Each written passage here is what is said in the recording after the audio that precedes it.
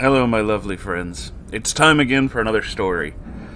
This is from Reddit user Hate the Beard.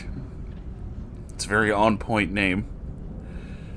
The first tale of Roadkill Beard and his mate, Bearbeard. Every single thing about this title is making me nervous, but that's also because I'm well aware of certain other horrible people on the internet, but I hope I'm wrong. Let's just go right into it, shall we?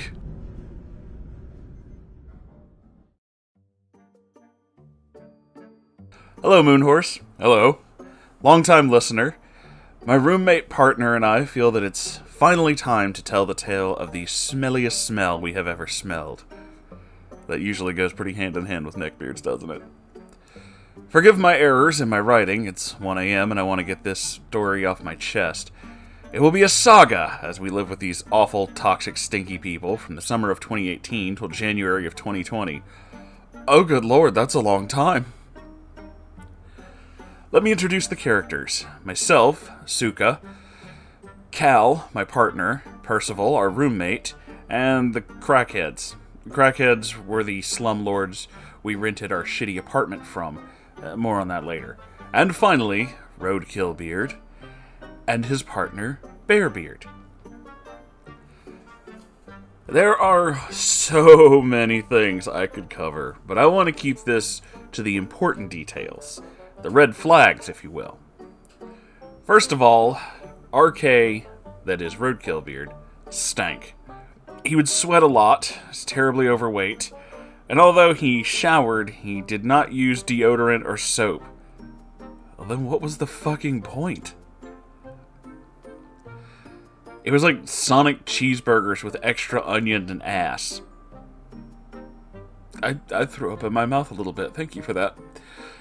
It got so bad, at many points, we would beg him to shower.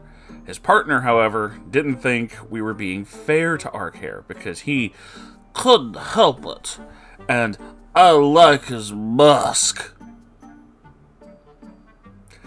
You know, people like that are the reason I drink. I just want you to know that. Yeah, his musk. Bearbeard actually said that. Not only did RK stink, but neither of them like to clean. Like, at all. Not only would they stay up all night playing video games and leaving the house a wreck, but you can only imagine the amount of shit they left in their room. Dirty dishes, towels, old laundry, paper plates, food, jewel pods, cigarettes, cigarette butts, etc. The jewel pod thing especially bothered me because my partner and I have dogs and they could die if they ate something like that. But these two eggheads left their little jewels everywhere. All the time.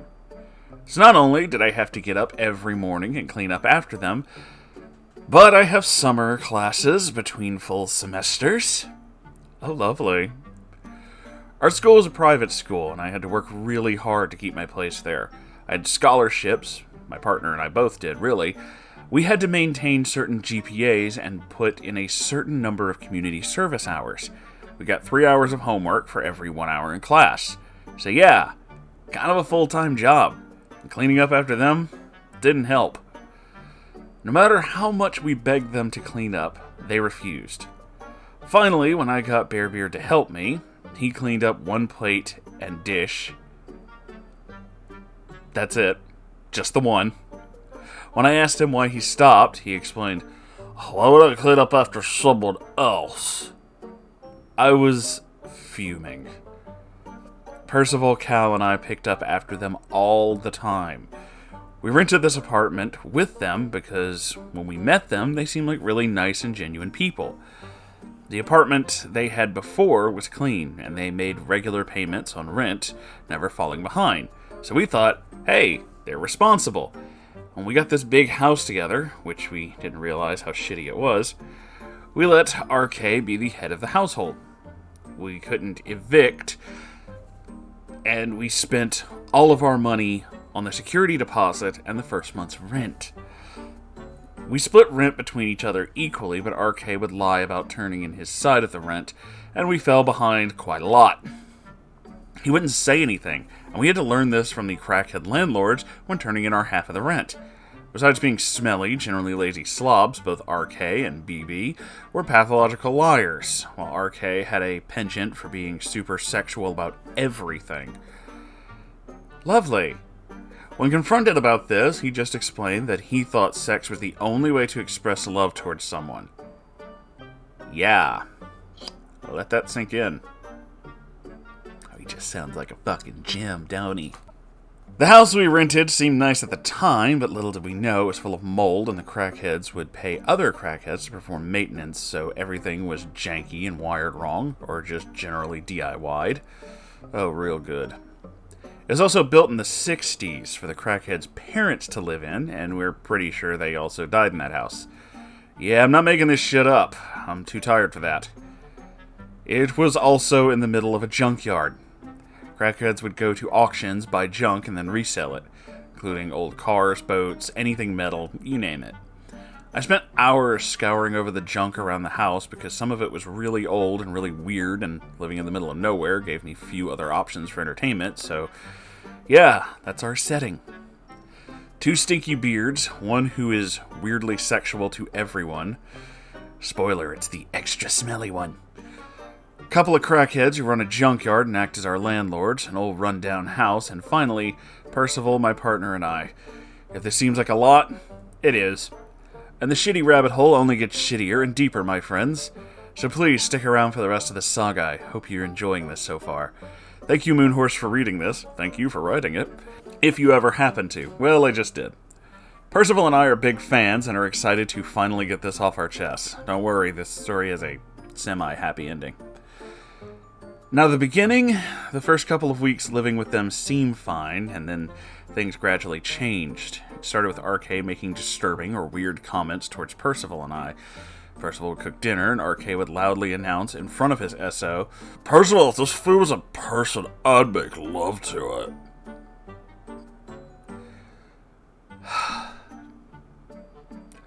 Or, he would comment about how great Percival's chest or ass looked, or how great my own ass looked. We asked him to stop making these comments. He would claim not to understand. When we talked to BB about it, he said it bothered him too. But nothing ever changed. Summer passed pretty quickly, and fall semester would be starting soon. Other than the sexual comments, RK being stinky, things were relatively peaceful. I can't pinpoint any exact moment whenever I realized, oh shit, I'm living with 2 neckbeards. So I'll just have to get with Percival and Cal to put together the next tale. Sorry this seems kind of short, it's 2 a.m. Anyway, thank you, Moonhorse, and good night.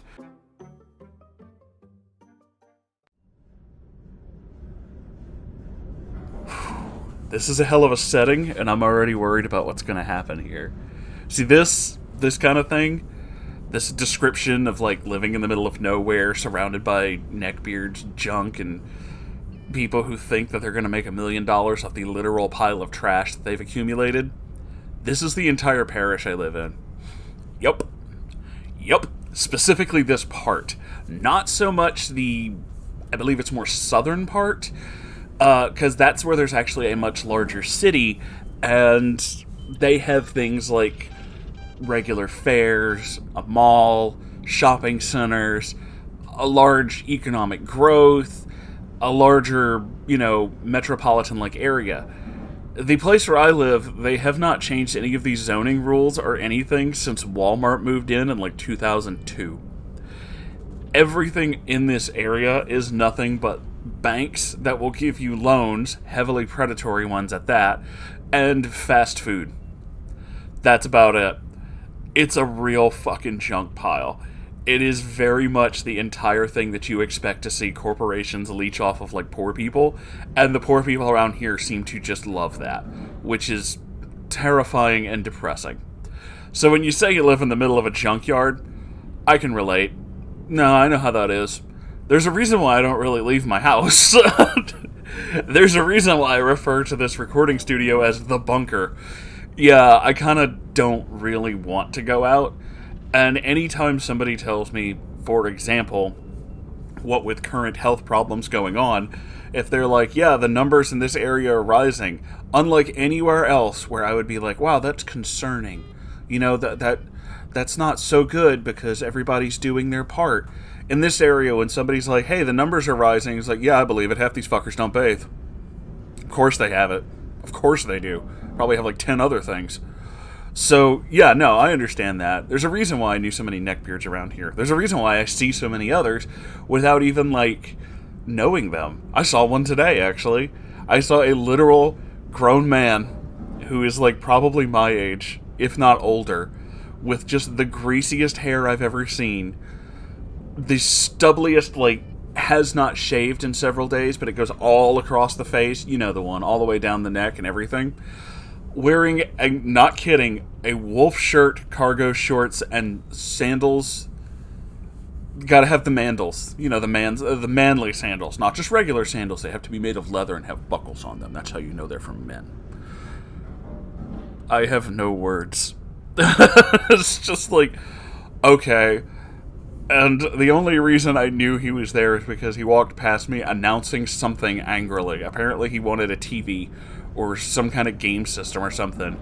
All I heard was him say, I don't know if they fucking have it! And that was my encounter, and I was just like, okay, well, it's time to go home now. I'm quite done here. Thank you. Let's get the fuck out of Dodge, shall we? So, with that, thank you so much for sending in this story. I look forward to the next installments. It ought to be interesting. And thank you all for being here. Thank you all for watching this, and make sure you like, comment, and subscribe if you haven't already. I don't know why you would do that while I was actually watching the video. While I was watching the video? While you were watching the video. I wasn't watching the video, I made the video. I don't know what the fuck's wrong with me right now. Yeah, do the YouTube thing. Also, if you would please, I have a merch store and a Ko-Fi. The links to those are down below. Check those out, because YouTube kind of sucks. And, yeah. Also, who doesn't want a t-shirt? T-shirts are cool. I'm trying to get them to make hats. Threadless still has not decided if they want to make hats. This is my subtle way of telling you to tell Threadless to make hats, because as many times as I've recommended it, they're still not doing it. This is me weaponizing my entire channel to do something stupid.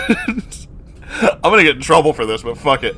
Anyway, thank you all. I love you all. I hope you enjoyed this, and I'll see you in the next video. Okay, goodbye.